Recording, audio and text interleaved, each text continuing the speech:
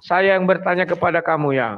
Sebentar Bang Rudi, sebentar, karena Bang Rudi menambahkan ini, saya akan sedikit. Oke, kita bawa malaikat yang turun ke gua, malaikat yang turun ke gua itu iblis. Ya, sebentar, saya akan bawa ayat Anda. Siapakah itu? Ya, siap-siap ya. Makanya saya bilang bahwa jangan-jangan Yesus yang membangkitkan itu adalah iblis. Ya, kita bawa ke dalam ayat ya Matius 28 ayat 10. Saya bacakan. Setelah hari Sabat lewat, menjelang menyingsingnya fajar pada hari pertama minggu ini, pergilah Maria Magdalena dan Maria yang lain menengok kubur itu. Ingat, kubur itu ada di gua. Nih.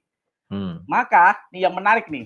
Jedornya di sini para Iwan Villa, siap-siap ya. Jangan kejang-kejang yang di bawah. Ya, maka terjadilah gempa bumi yang hebat. Sebab seorang malaikat Tuhan, malaikat Tuhan turun dari langit dan datang ke batu itu. Batu itu ada di mana? Di goa. Dan menggulingkannya lalu duduk di atasnya. Jadi malaikat itu duduk di atas makam Yesus. Ya, saya enggak bernarasi kosong. Silakan dengarkan nih. Maka terjadilah gempa bumi yang hebat sebab seorang sebentar. Ini menarik nih. Sebab seorang malaikat Tuhan, ya, malaikat Tuhan turun dari langit dan datang ke batu itu dan menggulingkannya lalu duduk di atasnya. Malaikatnya ada di mana? Di goa. Wajahnya bagaikan kilat dan pakaiannya putih bagaikan salju, dan penjaga-penjaga itu gentar ketakutan dan menjadi seperti orang-orang mati. Artinya yang membangkitkan Yesus itu adalah malaikat yang datang di goa itu dan menggulingkan batu itu. Yang menggulingkan batu itu siapa? Malaikat. Artinya malaikat yang katanya Rudi, kalau malaikat di dalam goa itu adalah iblis, maka yang membangkitkan Yesus adalah iblis. Sekarang saya bawa bukti sejarahnya. Ya. Oke, ku jawab ya Farhan ya. Sebentar. Inilah gua. Sebentar. Inilah gua tempat Yesus dikuburkan. Ya. Artinya malaikat itu, ingat ayat tadi jelas di sini dikatakan malaikat itu duduk di batu yang menutupi kuburan Yesus. Yang membantu Yesus bangkit adalah malaikat. Dan kata Rudi, malaikat yang ada di dalam gua itu adalah iblis. Maka kita bisa berkata, saya tidak bernarasi. Dari tadi saya menunggu momen ini. Maka kita bisa mengatakan bahwa Yesus bangkit dibantu oleh malaikat. Karena yang menggulingkan batu itu adalah malaikat. Dan kata Rudi, malaikat yang ada di dalam gua itu adalah iblis. Artinya iblis yang menjelma menjadi malaikat ini yang membantu Yesus bangkit di hari ketiga. Tanpa bantuan iblis, maka itu tidak akan pernah terjadi. Dari mana? Karena Yesus pernah dicobai. Orang yang pernah dicobai artinya nanti mendapat hadiah. Yesus lolos dicobai di dalam Matius ketika di padang gurun.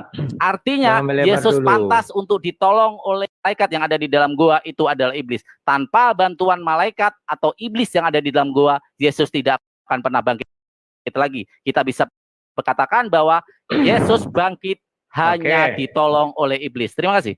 Ya, terima kasih Farhan. Lagi-lagi kau tidak mampu menjelaskan apapun Farhan. Kalau kau berdebat sama aku, nggak mampu kau. Kau lihat kondisi kubur itu seperti ini Farhan. Pintu itu di luar kubur. Paham ya? Sekarang kita buka Matius itu. Maka terjadilah gempa bumi yang hebat. Sebab seorang malaikat Tuhan turun dari langit dan datang ke batu itu. Dan menggulingkannya lalu duduk di atasnya. Yang digulingkan yang mana Farhan? Jadi dia tidak datang langsung ke dalam. Dia berada di luar Farhan. Kecuali kau bilang dia di dalam gua. Dijelaskan malaikat Allah turun dan menggulingkan pintu batu. Lihat ini posisi, kan kau yang menyodorkan gambar ini. Ya. Gambar ini pintunya di luar bukan di dalam. Maka didoronglah dari kiri ke kanan pintu ini. Kan tertutup, itu udah di kiri. Maka duduklah malaikat di atas pintu ini, batu yang digulingkan ini. Bukan di dalam kubur. Pahami dulu kawan. Kecuali dibilang, maka malaikat Tuhan turun ke dalam goa. Maka malaikat Tuhan turun ke dalam kubur. Ini enggak. Selalu dimulai dari luar kubur. Kalau dia masuk ke dalam, itu sudah berbeda Farhan.